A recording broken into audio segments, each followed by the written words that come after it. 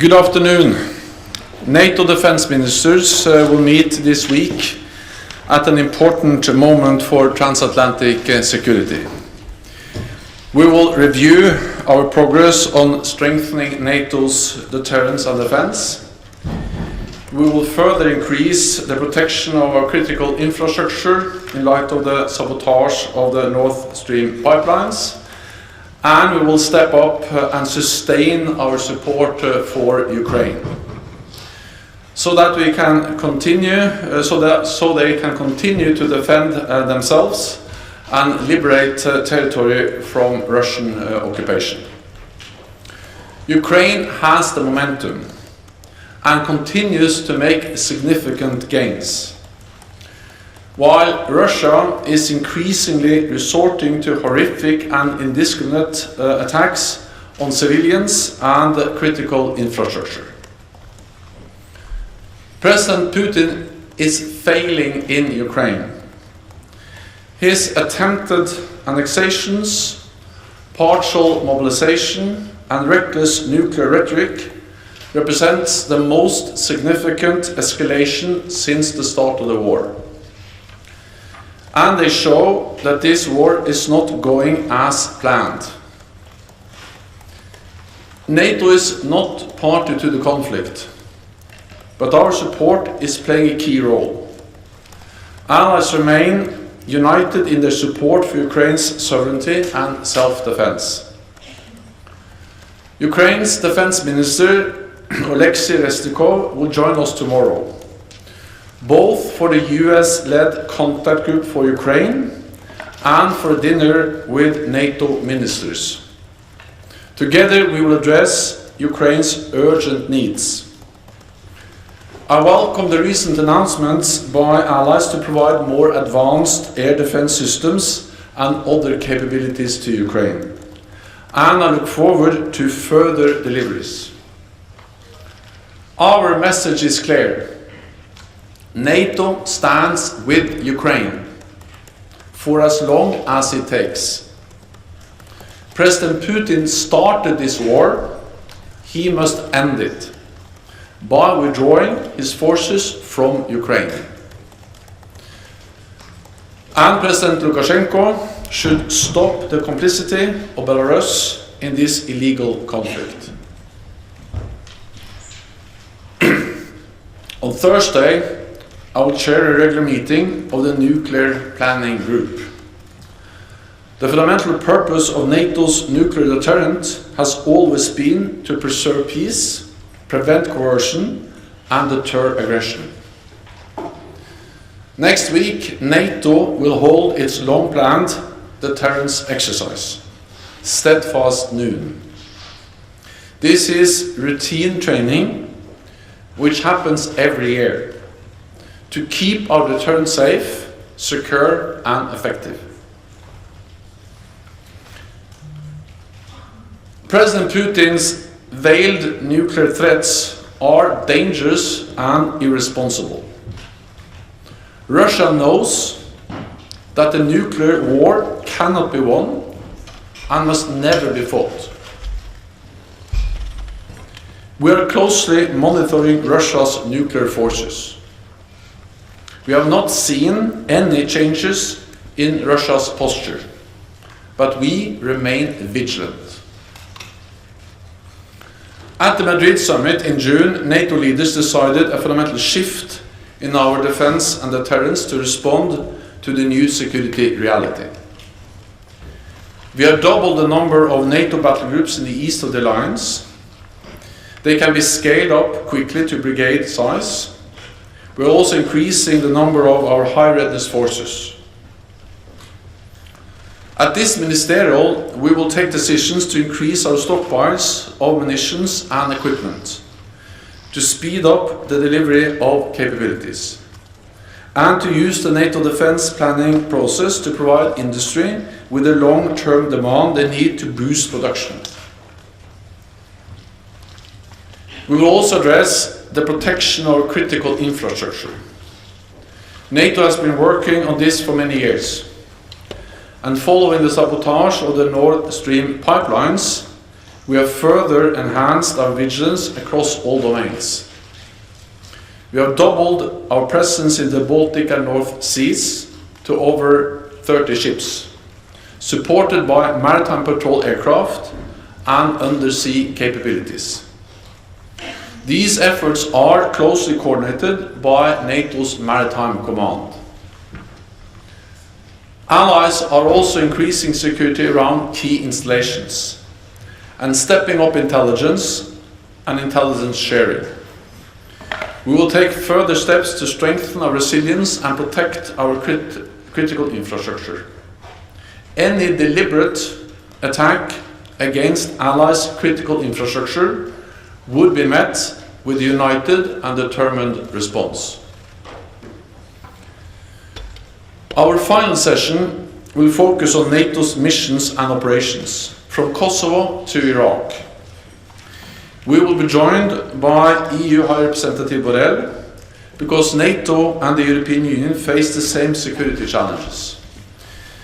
We have a difficult winter ahead, so it's even more important that North America and Europe continue to stand united in support for Ukraine and in defense of our people.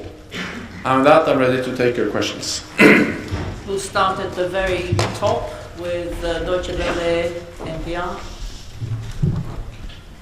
Thank you. Mr. Secretary General, you said that you will be making decisions at this meeting about how to increase national stockpiles and keep your arsenals full while supplying more to Ukraine. But for example, with the air defense, the air-to-air missile system that Germany is sending, that was something that Germany was expecting to order for itself. Estonia has sent its entire shipment of javelins to Ukraine. So are you worried that while allies are supplying Ukraine with everything they can, they are leaving themselves unprotected at home? And what will be your deliverables out of this meeting that will change that in terms of manufacturing processes and streamlining this? Thank you. So, NATO allies have provided unprecedented support to Ukraine with capabilities, weapons, ammunition, different types of military support. And that is something, of course, we welcome, and we have encouraged this from NATO ever since the invasion started. Actually, we did that before the invasion. We have to remember that NATO allies have provided support to Ukraine since 2014, including training tens of thousands of Ukrainian officers, soldiers, which are now playing a key role in the defense against the Russian aggression against Ukraine. But after the invasion, the allies stepped up. And of course, very much of the support that NATO allies have provided, the javelins, the air defense systems, the ammunition they have provided to Ukraine, that has been taken from existing stocks. So by doing that, they have reduced their stocks. But that has been the right thing to do, because it is important for all of us that Ukraine wins the battle, the war against the invading Russian forces. Because if Putin wins, that is not only a big defeat for the Ukrainians, but it will be defeat and dangerous for all of us, because it will make the world more dangerous, and it will make us more vulnerable for further Russian aggression. So that's the reason why we have used NATO stocks in NATO allied countries to provide support to Ukraine. But of course, the longer this war drags on, the more important it is that we also then are able to replenish these stocks. And that's exactly why we now are addressing how can we ramp up production so we can produce more, both to replenish stocks, but also to continue to support Ukraine. And I expect ministers to make decisions at the ministerial meeting tomorrow and the day after tomorrow on how to use the NATO defense planning process to agree on the more ambitious targets on, for instance, different capabilities, including looking into the possibility of increasing the targets, the guidelines for stocks. This will provide the industry with the long-term demand they need to invest in new production capabilities, because they have been able to increase production partly by utilizing existing production capacity more, but to really ramp up production, they need to make new investments. I also expect them to agree on how we can further strengthen our interoperability, ensure that allies can work together, and also jointly purchase ammunition capabilities, partly to reduce stocks, but also to actually ensure interoperability between allies. And the unique NATO defense planning process is, I think, the best tool to ensure that allies are coordinated and actually provide the long-term demand messages to industry to ramp up production. We'll go to Associated Press. Just then. Thanks. Yes, Lorne Cook from the Associated Press. I have a question on infrastructure. Germany was, how can I put it? Deutsche Bahn had its communications cable severed over the weekend in Germany, cut off transport in the north of the country. We've also seen the links to the pipelines, obviously Nord Stream going to Germany. At what point do these attacks, do these incidents then become acts of war? And how does NATO respond to that as a collective alliance? You said the allies would respond, but how do you do that in this kind of instance? Thank you. Over the last years, NATO has implemented the biggest transformation of collective defense since the end of the Cold War. And part of that is to take fully into account hybrid threats, cyber threats. And therefore also stated a few years ago that hybrid and cyber attacks can trigger Article 5, can constitute an armed attack against a NATO ally. And we have stepped up both our work on resilience, the protection of critical infrastructure. We are conducting more exercises both on hybrid threats and cyber threats, and we are exchanging best practices, and we also agreed guidelines on the protection of the critical infrastructure. All of this is about protecting, for instance, undersea capabilities or undersea infrastructure, pipelines, cables, but also, of course, energy grids, energy production, transportation infrastructure. Of course, I cannot comment on those specific incidents because there are ongoing investigations. I think we need to await the outcome of this investigation before we make any final judgment. But in general, I can say that, of course, we are closely monitoring every incident that may constitute a hybrid or cyber attack against NATO allies. And we are ready to take the necessary measures if needed. Exactly what kind of measure depends on the nature of the attack, and we will never give our potential adversaries the privilege of defining exactly where the threshold for Article 5 goes. That will be a decision we make as allies, taking into account the precise context, the specific situation we will face if there is a hybrid or cyber attack against the NATO ally. Interfax Ukraine, lady in the middle there.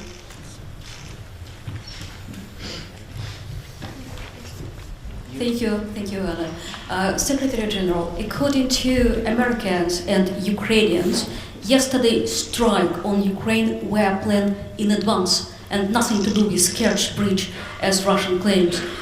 And moreover, some analysts also said that Ukraine have nothing to do with Kerch Bridge, which was simply used as pretext for this strike. Does NATO share the same assessment? And do you think, is this a turning point of this war? What could it change on the battlefield? And some short follow-up to Terry's question. You said that ministers will discuss how refill stocks only tomorrow, but war is going on already for 7 months. Why it was not done before? Thank you. So first, we have already, of course, started the dialogue with the industry and with the different allies on how to ramp up production and refill or replenish our stocks. We had a meeting of the NATO armament directors a couple of weeks ago here in NATO, so this is an ongoing work. But when all the ministers meet tomorrow, of course, that provides an excellent opportunity to take stock of what we have achieved, how far we have been able to move on ramping of production, but also then to make new decisions on how to further ensure that we are not only digging into existing stocks to provide support to Ukraine, but actually also able to ramp up production. And we need to ramp up production of ammunition and weapons to both ensure the deterrence and defense of our own allies, NATO allies, but also to have enough to continue for the long haul to provide support to Ukraine. But just to prevent any misunderstanding, this work doesn't start now. It has been going on for some time, but of course the longer the war in Ukraine continues, this work on with the industry becomes more and more important, because then they need the decisions, they need the NATO defense planning process, decisions, capability targets, to be sure that actually they can make the necessary investments to be able to produce more. Then, if the question was about how the attacks yesterday will change the situation on the battlefield, I think what we saw yesterday is actually a sign of weakness, because the reality is that they are not able to make progress on the battlefield. Russia is actually losing on the battlefield. They are giving up territory because they don't have the capabilities to stop the Ukrainian forces making advances. So the way they are able to then respond is by indiscriminate attacks on Ukrainian cities, hitting civilians, critical infrastructure, and of course this causes suffering, damage on Ukraine, but in many ways it actually reflects the lack of alternatives for President Putin. They are losing ground, they have lost the momentum, and then they had to revert to missile strikes and air strikes in the way we saw yesterday and actually also today. Then the first question I will... It was that this attack was planned in advance. Yeah, well, so Russia has conducted similar attacks earlier in the war. We have seen, of course, there is some time since we have seen similar attacks against Kiev and some of the cities in the western part of the country, but we have seen attacks against cities in Kherson, in Zaporizhzhia, in other parts of Ukraine actually quite regularly. So they have these capabilities. Exactly when these attacks were planned, I'm not going into, but the reality is that it doesn't change the nature of the attack. These are attacks against cities, civilians are killed, civilian infrastructure is targeted, and this is unacceptable, and this is something which goes against the international law. Financial Times. Henry Foy, Financial Times, thank you so much for the question. I want to ask about the nuclear exercises. Was there any discussion amongst the 30 allies whether this was such a good idea to practice flying nuclear weapons around, given the heightened threats from Russia and the potential for miscalculation or misunderstanding? And secondly, will this year's exercise be different to previous years given the context, which of course is incredibly important here? And I'm aware that it's an annual exercise, it's routine, so that's all understood, but I'm asking about whether or not there was a discussion inside the alliance about whether now was really the right time to do this. Thank you. Now is the right time to be firm and to be clear that NATO is there to protect and defend all allies. And this is a long time planned exercise, actually planned before the invasion of Ukraine. It's a routine exercise, and it's an exercise to ensure that our nuclear deterrent remains safe, secure and effective. I visited this exercise a few years ago. We have been open about the exercise, and I think it would send a very wrong signal if we suddenly now cancelled a routine, long time planned exercise because of the war in Ukraine. That would be absolutely the wrong signal to send. And we need to understand that NATO's firm, predictable behavior, our military strength, is the best way to prevent escalation. We are there to preserve peace, to prevent escalation and prevent any attack on NATO allied countries. So if we now created grounds for any misunderstanding, miscalculation in Moscow about our willingness to protect and defend all allies, we would increase the risk for escalation, and that's the last thing we will do. Polish radio. Lady Blue there.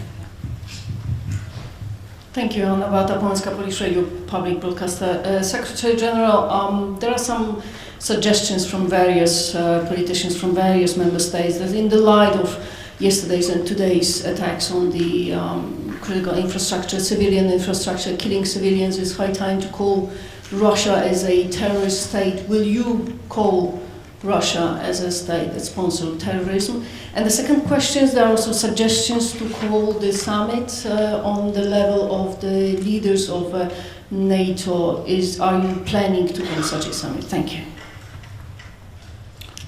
We are constantly consulting among NATO allies. We have already conducted 3 NATO summits this year.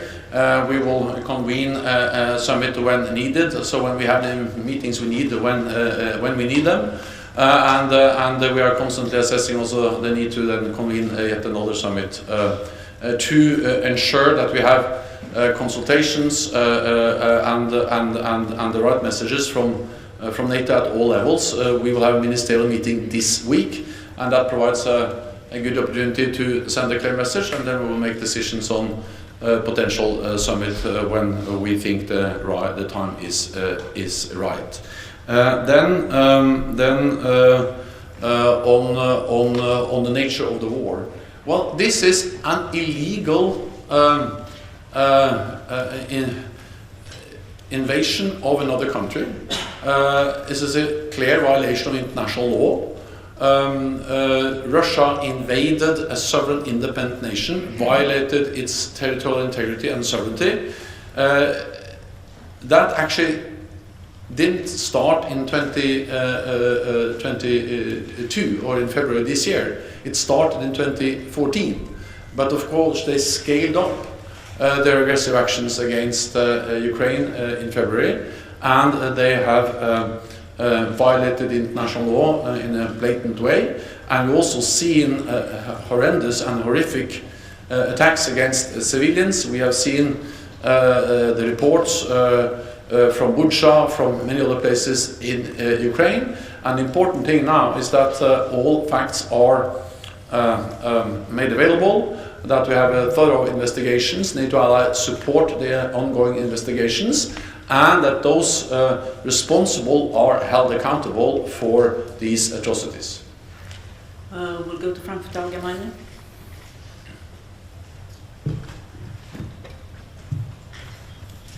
Thanks a lot. Thomas Guschka, Frankfurt Allgemeine Zeitung. Secretary General, 2 questions. The first one, is the bridge across the Straits of Kerch a legitimate military target in your view?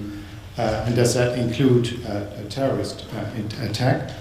And the second question, when you speak about stepping up support to Ukraine, you mention air defense system. Which other systems or types of weapons does Ukraine need now that it has not received yet to cope with their situation? Thank you. Ukraine needs a wide range of different systems, and that is, of course, a lot of lethal weapons, artillery, armored vehicles, air defense systems, and many other anti-tank weapons, but also, of course, non-lethal support, fuel, and winter clothing, and communications systems, and a lot of different types of support. And that is the reason why it was also so useful to meet, because when we meet tomorrow in the US-led contact group for Ukraine, but also at the NATO Defense Ministerial meeting with Defense Minister Resnikov, we have the best possible opportunity to go into details, to discuss different lists and match these lists of needs from Ukraine with what NATO allies and partners are able to provide, and that is what has been going on in this framework for now several months, and also the reason why we have been able to mobilize so much support from NATO allies and partners. There is an urgent need for air defense, but of course also many other capabilities, precision guided ammunition, HIMARS, and other advanced modern NATO standard systems. And we see that they're making a difference, and we see that Ukrainian soldiers are able to utilize these modern systems in a very effective way, making gains on the battlefield. Then it's not only a question of adding more and different systems. It's also to ensure that we have the fuel, the ammunition to existing systems. So since the war is continuing, logistics, resupplies of spare parts, ammunition, fuel to systems we are already delivered becomes more and more important. So they need almost everything, and allies are providing unprecedented support because they understand that we have a moral, political, and security interest in ensuring that Ukraine wins the war against President Putin. Political? Oh, sorry.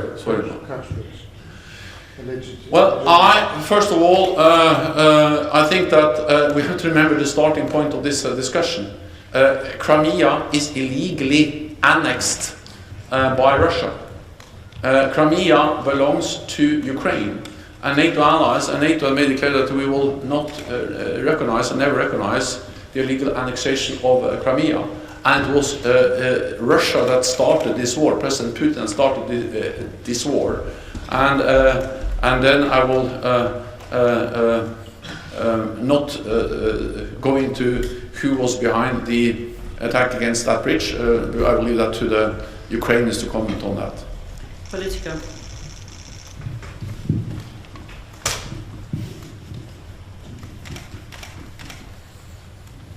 Thank you very much, Lily from Politico. I have two brief questions. Going back to the issue of air defense, in the coming weeks, so in the short term, do you believe that NATO allies have the capacity to provide Ukraine with all the air defense systems that Kyiv is asking for? Are you expecting any further announcements in the coming days? And the second question is more looking toward the future. Given the domestic pressures in Russia, what kind of planning is there at NATO for the possibility of President Putin leaving office and the destabilization that might follow? Is this something you are discussing? Thank you. Just over the last days, we had two new announcements from NATO allies, from Germany and the United States, to provide more advanced air defense systems. The Germans announced it yesterday, and we welcome, of course, that. And the United States has announced further delivery, and we know also that they have announced that they are also ready to provide and deliver NASAMS, which are actually one of the many advanced systems that Ukraine has received over the last months. And again, we need more, and we need also more ammunition to these systems, and I welcome that allies are doing that. These air defense systems are making a difference because many of the incoming missiles were actually shot down by Ukrainian air defense systems provided by NATO allies. But of course, as long as not all of them are shot down, of course there is a need for more. And therefore we are going to address at the meeting this week, tomorrow, with Defense Minister Resnikov, what type and how can we ensure not only the delivery of the systems as soon as possible, but also training, spare parts, and ammunition to their air defense capabilities. Then it was one more question. Sorry. First of all, I think that we just have to be prepared for long haul. I will be careful speculating too much about the domestic political situation in Russia. Regardless of what different analysis may indicate, I think what we need to do at NATO is to be prepared for all eventualities, and when it comes to Ukraine, be prepared to continue to support them. Nezávislý.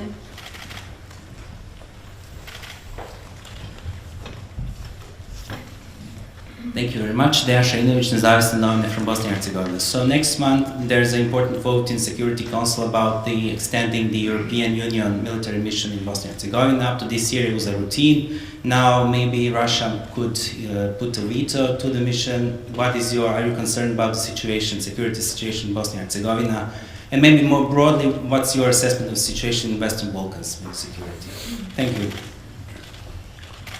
So we are, of course, following the situation in the Western Balkans very closely. We have several allies who are Western Balkan countries, and the part of the successful NATO enlargement over the last years has been actually with countries from the Western Balkans, including most recently North Macedonia and Montenegro. NATO has a history in the Western Balkans. We have helped to end the 2 brutal ethnic wars, including the war in Bosnia and Herzegovina, and we still have a presence in the Western Balkans with the KFOR mission in Kosovo, and also our support for a NATO headquarters in Sarajevo, and the support for the EU operation Althea. I will not speculate about whether the mandate for Operation EUFOR Althea will be renewed or not. The only thing I will say, this is nobody's interest that the mandate is not renewed, because the EU presence there and with the support from NATO is helping to address the challenges Bosnia and Herzegovina faces. And of course there are many concerns and many challenges we all face, but if we reduce the international presence of Althea, or international presence in Bosnia, we're only making a difficult situation even more difficult. We'll go to the final question, NTV. Yes, it's Julie from NTV Turkey. Secretary General, there is a growing rhetoric, a nuclear rhetoric, banalization of the nuclear rhetoric in Moscow, and NATO is assessing the nuclear situation in Russia. So therefore, I have 2 short questions. First is, what is your assessment about the nuclear risk? Is it true or not? And second, should this risk increase, are you ready to either warn the citizen and do the necessary to reassure the public opinion on that? Thank you. NATO is prepared for any threat, any attack against any NATO ally. And that's the reason why we have NATO, to be able to deter also nuclear threats. And this was important before the invasion of Ukraine. It has become even more important after. Not least in light of the nuclear rhetoric from President Putin and from Russia. This nuclear rhetoric, or veiled threats, are dangerous and reckless. Russia knows that the nuclear war cannot be won and must never be fought. And we have also conveyed clearly to Russia that it will have severe consequences if they use nuclear weapons in any way, including low-yield nuclear weapons in Ukraine. Then, by ensuring that we have credible deterrence and defense, we are helping to reduce the risk of escalation. And therefore it is so important that since 2014 we have implemented the biggest reinforcement of collective defense since the end of the Cold War. So we were prepared when Russia invaded Ukraine in February. And since then we have further stepped up, increased our presence in the eastern part of the alliance. We activated our defense plans the morning of the invasion, and we made decisions in Madrid in June to further strengthen our collective defense. The purpose of this is to prevent war, preserve peace, and including prevent any use of nuclear weapons. Thank you very much. This concludes this presentation. Thank you.